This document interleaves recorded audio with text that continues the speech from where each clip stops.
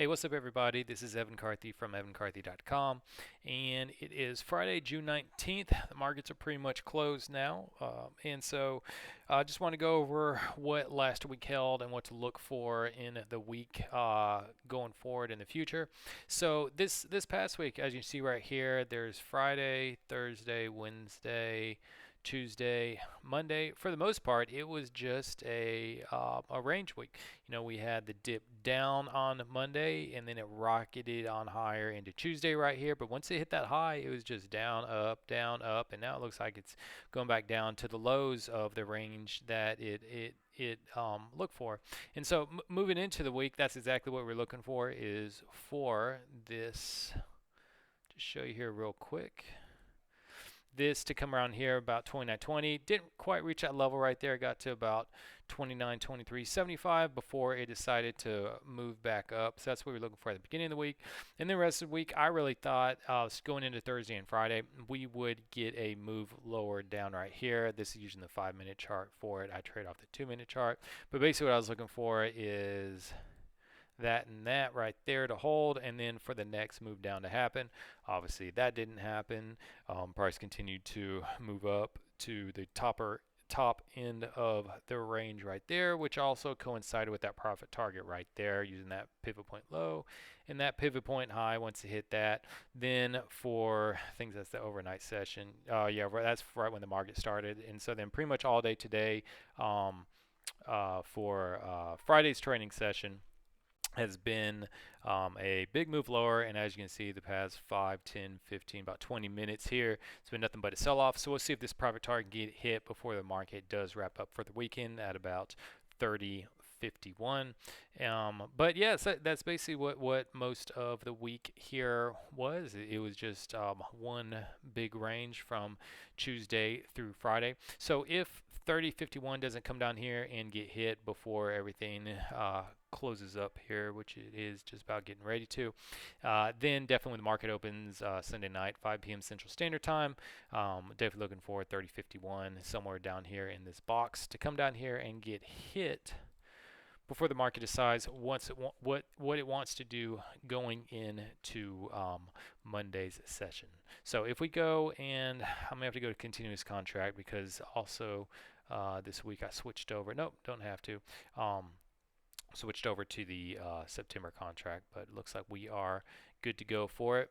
So let me show you here on the 1-hour chart what I'm looking for as well going into next week. Here you have this pivot point low. There you have this pivot point high right up here.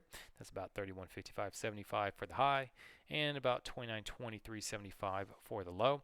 I see prices come down, and now it's hit for the third time off of the 38% Fibonacci retracement level, which is about around 30.6775. It's hit off of there. So what I'm looking for is for price to go up and hit this target area up here next week, which is going to be somewhere between about 32.18 to 32.51.75. So starting off the week, when the week starts off, looking for a little bit of a move lower right here, down to about 30.50, 30.51, and then for price to reverse and come up here and hit this target box up here. Again, that's between about 32.18 and 32.51. As you see way down here at the very bottom, if I put my mouse over it, it gets swallowed up by the scroll to the right thing over there. But here we go right here. You can see the MFI. It is one of the only barometers I do look for to see if the market is extremely oversold and overbought. And as you can see on this level right here, the market is extremely oversold right here. So that could signify that the market is looking for to start to find some support and then move back up into next week. It's not something I trade off of, the MFI, which stands for the money flow index, but it is just a little barometer that I like to use to see if the market is perhaps either overbought, which as you can see like over here it was, or oversold, which it currently is down here on the 1-hour chart. Then if we go to the continuous contracts, we can go to a larger time frame over here. Here is the daily chart, and currently we're looking for in the daily chart using this pivot point low. this pivot point high right here. Let me get this a little straighter right there. See, price came down, hit the retracement. Let me take that out of it. Hit the retracement level, and it has moved off of it since. So the target area for the daily chart that we're looking for is going to be between about 33.59 and about 34.26 for that one right there. For that, and then going into the weekly chart, the extremely long-term time frame that we're looking for is again still in a bullish setup. You can see with this pivot point high and this pivot point low down here, price came down, hit the 38%, hit the 50% right there. And so the target area that we're looking for from that trade is going to be about 4,032 up to about 43.54. So definitely long term, still extremely bullish in the S&P 500 futures chart for both the weekly and the daily chart. And then moving in to next week, just rehashing it, going over into the hourly chart. Let's go back up to the September contract right there. For the opening, or excuse me, let me scroll back up right here. Using that setup and that setup right there. The target we're looking for, again, going into next week, the longer term hourly target about 33.47. And then, but to start off the week, if we go down here into the 5-minute time frame right there, using that and that right there, looking for a little weakness to open up. Currently, the market's at about 30.59, about 30.60. Looking for about 30.50-ish area for the market to move down to when it does open up for the week. But as I just showed a little bit ago, we have been in a range for since Tuesday through Friday. So it looks like the market is just consolidating until it decides what it wants to do, whether it wants to break out, move up, and break out and move down.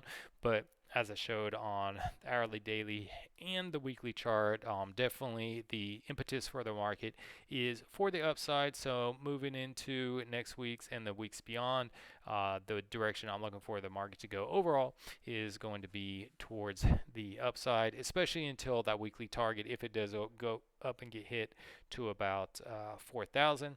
And then lastly, let's go look at the VIX right here, because this is kind of showing me what to expect and when the move up may be coming to an end, because what the VIX does is it measures the volatility in the S&P 500. So when the S&P 500 is going up, the VIX is going down, and then when the VIX is going up, the S&P 500 is going down. So as you can see down over here, let's go over to the hourly chart here real quick for the VIX. One thing going into this past week that we were looking for is the VIX to go on up and hit this target up right here, which would have meant a lot more downside to the market. Obviously, that didn't happen, so we can go ahead and kick that out of there on the hourly chart for the VIX. But what it does is it has created now a short setup. Yep, that's currently where it's at right now. It's currently created a short setup for the VIX using this pivot point high at about 44.5, this pivot point low at about 31.7. See, price came up here, hit the 38% retracement level, and now has started moving down lower.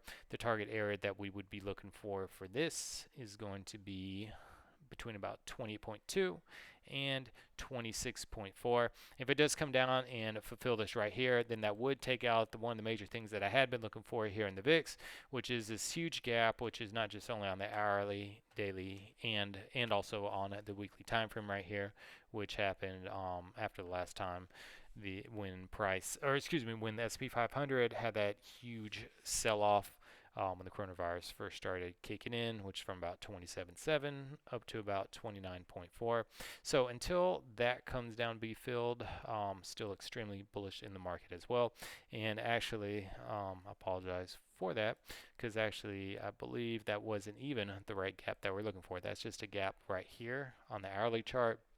But the overall gap that we're looking for right here, again, apologize for that, was about right here back in February when the S&P 500 had that big sell-off for it.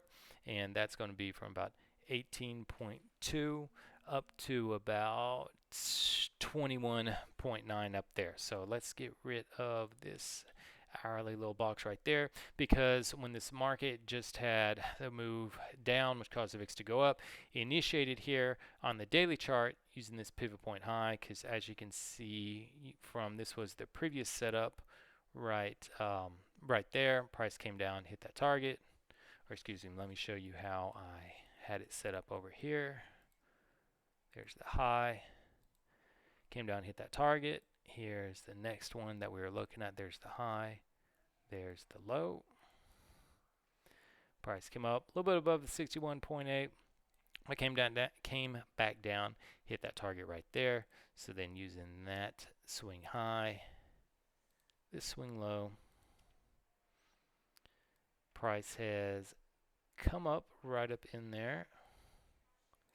Price came back up, hit the 30 in between 38 and 50% right up there, and so that is the new target we have for the VIX down here somewhere between 4.5 and 11 here in the VIX. And if that does, if this move does become legitimate, which already is legitimate setup, but comes down and get fulfilled, then that will fulfill that gap as well. So when that does happen, that gap gets filled and or this comes down and gets hit as well, then for the S&P 500, I will expect the previous highs to be broken and also this gap that's right up here to get fulfilled, about 33.20ish, something like that. And I expect the new previous highs to get broken and price to start be pushing up here into the 4,000. So unless something dramatically changes and a bunch of short steps start coming into it, I'm extremely bullish on the market, intermediate and long term. Short term, look for a little bit more downside for the market start off into the week, but I do think eventually as the week goes on that will get reversed and we'll start looking for market to continue its climb higher. So anyways, that's the S&P 500 for the week of June 19th, moving forward to next week, which opens up on Sunday the 21st. So take care and be safe. Talk to you later. Bye.